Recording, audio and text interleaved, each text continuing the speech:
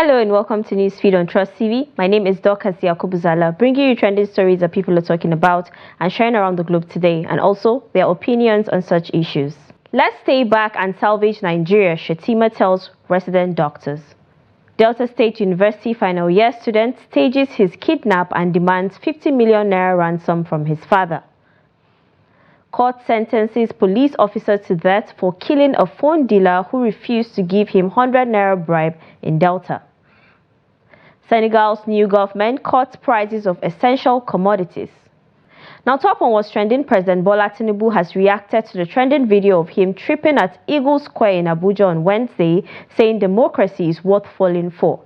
Tinubu missed a step while climbing the vehicle for a parade at Eagle Square in Abuja during an event for the 2024 Democracy Day, but he quickly regained his balance and continued with the activities for the day. Speaking about the incident during a day to mark the day, Tinubu joked about the incident and said that he had only dobale, which he said he was paying homage to democracy in the Yoruba style. President Tinubu also used the event to call for the unity of Nigeria irrespective of tribe, religion, or political affiliations. He said the unity of Nigeria cannot be traded. Since the incident, reactions have continued to pour in from several Nigerians, including members of the opposition. Now, a netizen said, "Anybody can mistakenly fall down, whether young or old." Another person said, "Don't worry, Mr. President, we agree with you 100%, but don't forget 2027 is loading and our voters' cards are here with us. Good night." Another wrote, "It can happen to anyone, simple, matter closed." Now, Vice President Kashim Shettima has appealed to Nigerian doctors to stay back in the country and help the Tinubu-led administration salvage the nation. Shettima made the appeal on Tuesday, June 11th, when the National Executive Committee of the Nigerian Medical Association, led by its newly elected president, Professor Bala Audu, paid him a courtesy visit at the presidential villa.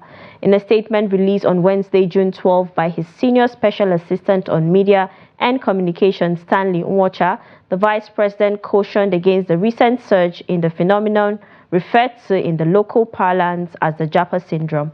He urged them to resist the temptation of absconding without flashing a ray of hope, as President Bola Tinubu has their interests at heart. Shettima also said that Tinubu has a lot of empathy for medical doctors who have chosen to stay back at home despite juicy offers abroad. Now, someone said, "Stay back and salvage Nigeria when you are enjoying yourself in a newly built 20 billion naira mansion, Abi. They play." Another said, "Let him go and bring back his own children from abroad too, so that we can salvage the administration together."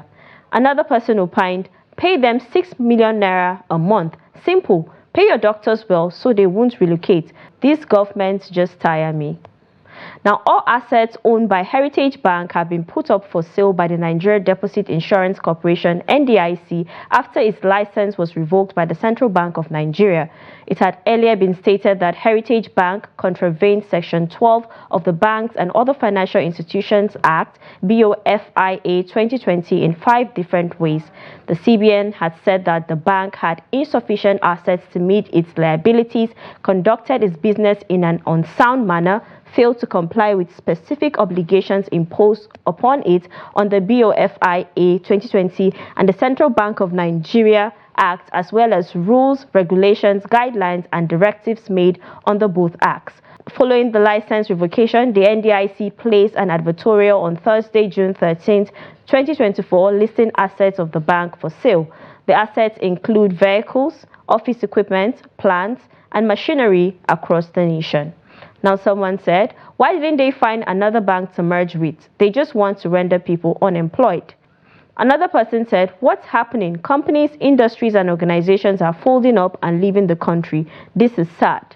Another person wrote, "We are laughing. It's a pity almost all companies are leaving Nigeria as a result of bad policy our leaders are putting on us and huge tax rates on companies. This country's future is handed over to God." Now, men of the Delta State Police Command have arrested a young man, Nelson Esarada, for allegedly staging his own kidnap and demanding 50 million naira ransom from his father. Confirming the arrest to newsmen, the spokesperson of the command, SP Bright Adate, said the father of the suspect had visited the police in Abraka Division to report the abduction of his son. Adafe said the distraught father told the police that the kidnappers were demanding a ransom of 50 million naira in Bitcoin. He also mentioned that his son's abductor sent a video showing Nelson tied up and being tortured. Preliminary investigation revealed that the suspect conspired with the said Nelson Eserada, a 400-level student of Banking and Finance Department of the Delta State University, Abraka, and that the father had already paid the sum of 5,200,000 naira ransom through a Bitcoin account belonging to the principal suspect, Jerry Lawrence. Now, a netizen said his father must be loaded and love him dearly, because if not my papa, if you like, bill am 1 million naira, it's over for me. A lady said, children of nowadays know they fear God, forgetting they will also become parents tomorrow, shaking my head. Another wrote, a lesson for parents, may God help all parents and also help the youths to be contented. Now, Permanent Secretary in the Ministry of Foreign Affairs, Ibrahim Lamua, has denied the allegation of sexual harassment leveled against him by a married female staff member of the ministry. The allegation was brought by the alleged victim, Simisola Fajemiro Kun Ajayi, through a petition to the Minister of Foreign Affairs, Yusuf Tugar, filed by her lawyer, Femi Falana San. The petition detailed alleged instances of sexual harassment and other misconduct by the Permanent Secretary. In a document seen by the Daily Trust, the embattled Permanent Secretary, through his lawyers, denied the allegations. Now, someone said, if found guilty, strip him of his ministerial duties, say no to sexual harassment. Another person said the government should call this PAMSEC to order and set up a panel to investigate the incident. Another person said, if a lady accuses you of sexually harassing her, many people will believe, even if it's a lie. But I doubt SA to a minister would do that without it ever happening. Now let's go on a short break, and when we return, you get to know why a police inspector was sentenced to death. Stay tuned. Welcome back, it's Newsfeed. Now, the FCT Police Command has arrested 6 suspects who specialize in registering SIM cards with other innocent citizens' identities and selling them to criminals. The suspects, identified as Indubisi Oke, John Jock, Nafiu Tijani, Nasiru Suleiman, John Njoku, and Suleiman Musa were arrested on May 29, 2024 by a team of detectives from the State Intelligence Department led by ACP Muhammad S. Baba. Parading the suspects on Thursday, June 13th, the FCT Commissioner of Police, Bennett Igwe, said the suspect sold the SIM cards to criminals between 3,000 naira and 5,000 naira. He noted that a total of 1,100 registered SIM cards, 3 registration machines, 2 fingerprint machines, and a mobile phone were recovered from the suspect. The suspects have all confessed to the crime and will be charged to court at the conclusion of the investigation. Now, a netizen said, we are our own problem before the government, to be honest. Another person said, good one from the police, they should be taught a good lesson. Another person asked, what about biometrics and capturing? Now, a high court sitting in Asaba, Delta State, has sentenced a police inspector, Ubi Ebri, to death for murder. The police inspector was accused of killing one Ibe Onyeka, a phone dealer at a checkpoint in Asaba on April 5, 2023. He reportedly shot and killed the deceased for refusing to give him a bribe of 100 naira. The prosecution, led by E.H. Idema, a director in the Ministry of Justice, alleged that the defendant was part of the police patrol team that mounted the stop and search exercise. A deceased and his wife were said to be driving from Ubolu to Asaba when they were flagged down by a police team for search. A defendant was said to have opened fire on the vehicle, leaving the deceased dead after he was hit on the head by bullets. Now, someone said he was caught. Just imagine the number of cops that have done something similar and still working freely. Another person said, this is sad. He destroyed 2 families, the phone seller and his, because of his greed. Another wrote, that's how it should be. You don't take a life because you are armed and expect to go scot-free. Now, the new Senegalese government has unveiled measures to reduce the price of rice, oil, bread, and other basic items to address cost of living concerns amid high unemployment and inflation. The country's budget minister, Sheikh Diba, confirmed the development. President Bassirou Diomaye Faye, who won the March election, vowed during the campaign to address high living costs in the West African nation that heavily relies on imports. Under the new measures, the price of a kilo of the most widely consumed type of rice will be reduced by 40 sefa, while a baguette will cost 15 sefa less, the government announced.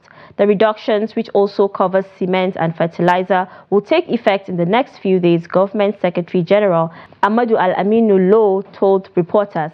Spending on food accounts for half a Senegalese household's budget, Lo said, adding checks will be stepped up to ensure traders respect the new prices. Now, someone said, it's actually a shame for a president to allow food to be expensive. It's a big shame, especially food. Another person said, if Tinubu cuts down on import duties like this, the prices of a lot of things will crash. Another person wrote, now that's how government works for the people. And in sports, the Nigeria Football Federation (NFF) will hire an expatriate technical advisor for the Super Eagles after the team's dismissal outing in the 2026 World Cup's qualifiers. Nigeria have failed to win a match out of 4 games in the qualification series, the latest being a shocking loss to the Benin Republic in their last clash. A development triggered a backlash from fans calling for Finidi George's sack. Days after the loss, the NFF, in a Thursday communique following a meeting, said the appointment of the technical advisor would come in the coming weeks and apologized to Super Eagles fans for the team's outings in recent days. It is, however, unclear what role Finidi will play in the Super Eagles going forward. Now, a netizen said, better, this Finidi doesn't seem to understand today's football. I even wonder how he addresses the squad. Another person said, Finidi can do the job. Let us give him a chance. All he needs is time. Another person opined, news I want to hear. Please, I don't want to see Finidi at any interview. And now to a funny video of a frustrated tricycle rider. Take a look. I don't want peace. I want problems always.